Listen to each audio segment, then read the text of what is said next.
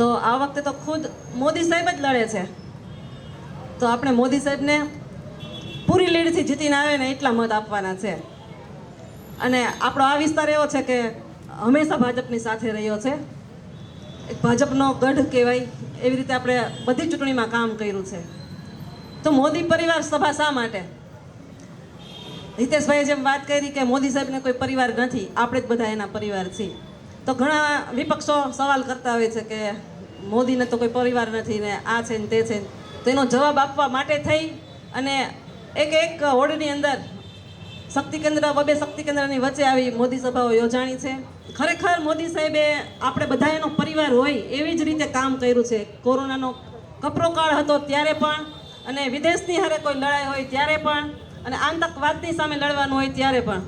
આપણે આતંકવાદની વાત કરીએ ને તો પાકિસ્તાન હર વખત થોડા ને થોડી વારે આપણી ઉપર કંઈક ને કંઈક છમકલા કરતું હતું. આપણે બધાએ જોયું છે ને વાંચ્યું છે પેપરમાં. તો જ્યારથી મોદી સાહેબે આ દેશનું સુકાન હાથમાં લીધું ત્યારથી અત્યારે આપણે પાકિસ્તાનની હાલત જોઈ શકીએ છીએ કે ભૂખ ભેગું થઈ ગયું છે, એવું કંઈ તો હાલે. ત્યાંના જે બ્લેકનો પૈસો આવતો હતો એ બધો મોદી સાહેબે બંધ કરાવ્યો, ત્યાર પછી એની ભીખ માગવાની હાલત પાકિસ્તાનની થઈ ગઈ છે. કાશ્મીરની વાત કરીએ તો કાશ્મીરની અંદર 370ની કલમ હટાવવાની હતી, ત્યારે ત્યાંના આતંકવાદીઓ કહી કે નેતા કહી, એ બધા એક જ સરખા હતા. એ નેતાઓ એવું કહેતા હતા કે 370ની કલમ જો હટાવશો ને તો લોહીની નદીઓ વહેશે. પણ મોદી સાહેબે અને આપણા અમિત શાહ સાહેબે બંને એવી રીતે 370ની કલમ હટાવી કે એક પણ એવો બનાવ ન બન્યો કે કોઈનું મૃત્યુ થયું હોય. અત્યાર સુધીની જે કોંગ્રેસની સરકાર હતી ને એ પાકિસ્તાનના બેરોજગાર છોકરાઓને 500 રૂપિયા આપી અને પથ્થરમારો કરાવતી. બધું આપણે પેપરમાં વાંચ્યું છે. મોદી સાહેબના નામ ઉપર જ આપણે સૌએ જ્યારે મતદાન કરવાનું હોય છે કે જ્યારે મોદી સાહેબ એક 2014થી 2024 સુધી જે 10 વર્ષ સુધી જે કામગીરી કરી છે એ આપણે સૌને ખબર છે, ન ભૂતો ન ભવિષ્ય.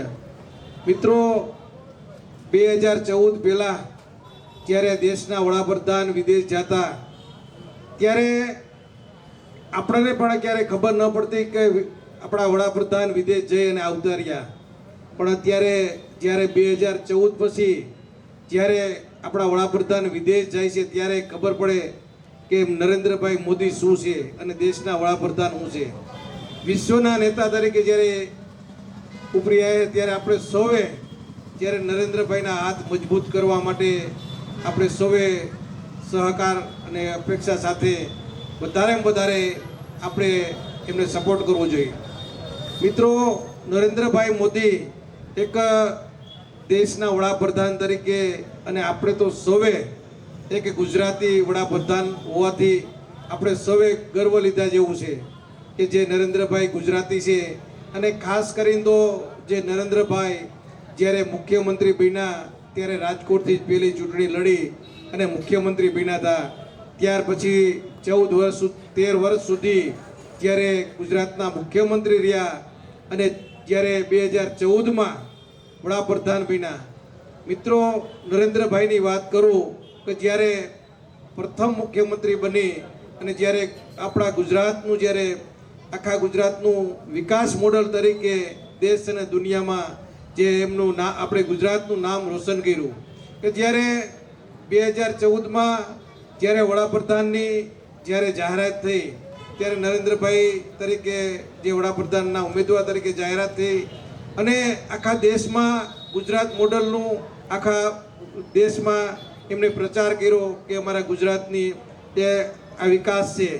મિત્રો, જે નરેન્દ્રભાઈએ જે 2014થી 24 સુધી જે કામગીરી કરી આપ સૌને હું વાત કરું કે જે આપણે વર્ષો સુધી હમણાં જે બેને વાત કરી કે જે નર્મદાની, કે જ્યારે નરેન્દ્રભાઈ મુખ્યમંત્રી હતા ત્યારે કેન્દ્રમાં કોંગ્રેસની સરકાર હતી, ત્યારે નરેન્દ્રભાઈ મુખ્યમંત્રી હતા અને નર્મદા બંધને જ્યારે પાટિયા ચડાવવાની મંજૂરી માટે અવારનવાર ત્યારે રજૂઆત કરતા, અનશન માથે બેઠા. પણ જ્યારે કોંગ્રેસની સરકાર કેન્દ્રમાં હતી ત્યારે નર્મદા બંધના પાટિયા ચડાવવાની પણ મંજૂરી નહોતી આપી. મિત્રો, વર્ષો સુધી જ્યારે આપણે સૌરાષ્ટ્ર એક ઊંધી રકાબી જેવું છે, જ્યારે ચોમાસામાં વરસાદ આવે અને 2-3 મહિના થાય ત્યારે આપણે પાણીનો ખૂબ દુષ્કાળ જેવું પડતું અને આપણે પાણી માટે ખૂબ વલખા મારવા પડતા અને આપણે પાણીના ટેન્કરોથી આપણે પાણી ભરવું પડતું અને જ્યારે અગાઉની જ્યારે સરકાર હતી ત્યારે અમદાવાદથી રાજકોટ ટ્રેન દ્વારા પાણી આવતું હતું પણ જ્યારે અગાઉની સરકારની જે સૂઝબૂઝ અને વર્ષો સુધી જ્યારે કોંગ્રેસે રાજ કર્યું અને ત્યાર પછી જ્યારે નરેન્દ્રભાઈ મોદી જ્યારે 2014માં વડાપ્રધાન બન્યા ત્યાર પછી 17મા દિવસે પાટિયા ચડાવવાની મંજૂરી મળી ગઈ અને મિત્રો અત્યારે જ્યારે નર્મદાનું સેવડાના વિસ્તાર સુધી 450થી 500 કિલોમીટર સુધી જ્યારે નર્મદાનું જ્યારે પાણી આપણે પહોંચ્યું છે. ખાસ એ વાત કરું કે જ્યારે નરેન્દ્રભાઈ મુખ્યમંત્રી હતા અને 2012માં હેમુગઢી હોલમાં એને નર્મદા પાણીનું જ્યારે એમણે ખાતમુહૂર્ત કર્યું ત્યારે કોંગ્રેસના મિત્રો કહેતા હતા કે જે ભૂંગરા નાખે છે તેમાં હવા આવશે પાણી નહીં આવે પણ મિત્રો કોંગ્રેસના મિત્રોની હવા નીકળી ગઈ અને અત્યારે સેવાડાના વિસ્તાર સુધી નર્મદાનું પાણી પહોંચ્યું છે.